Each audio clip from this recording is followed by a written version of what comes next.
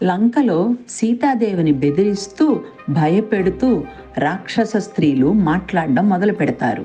ఓ సీత, మేము నీ మాంసాన్ని భుజించి వేస్తాము. రావణుడిని ధిక్కరించడానికి నీకు ఎంత ధైర్యం? ఎవరి అండ చూసుకుని నీకీ గర్వం అని పలు విధాల దూషించసాగారు. అప్పుడు త్రిజట, నీచులారా, రామచంద్రుని భార్యకు హాని కలిగించవద్దు. గత రాత్రి నాకు భయంకరమైన స్వప్నం వచ్చింది. అన్ని అపశకునాలు నా కలలో చూశాను అని చెప్పగా రాక్షస స్త్రీలు ఆ స్వప్నాన్ని వివరించమంటారు. దానికి త్రిజట 1000 హంసలు దంతాలతో చేసిన దివ్య పల్లకీలో తెల్లటి పట్టు వస్త్రాలు ధరించి రామలక్ష్మణులు సీత దగ్గరకు వచ్చారు. అద్భుతమైన వేషధారణలో సీతారామ లక్ష్మణులు ఉత్తర ప్రాంతం వైపు ప్రయాణించడం చూశాను.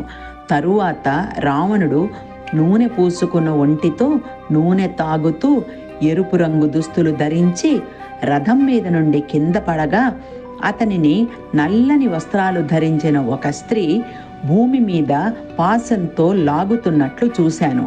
ఆ స్త్రీ రావణుడిని దక్షిణ దిశగా తీసుకువెళ్ళింది. కుంభకర్ణుడు, ఇంద్రజిత్తు మొదలైన వారు కూడా రథాల నుండి కింద పడి దక్షిణ దిశగా వెళ్ళడం చూశాను. విభీషణుడు సన్మానించబడ్డాడు. లంకా నగరం విధ్వంసం అవుతుంది. ఒక కోతి లంకను కాల్చడం నా స్వప్నంలో చూశాను. రావణ వధ, రాముని విజయం నిశ్చయంగా జరుగుతుంది.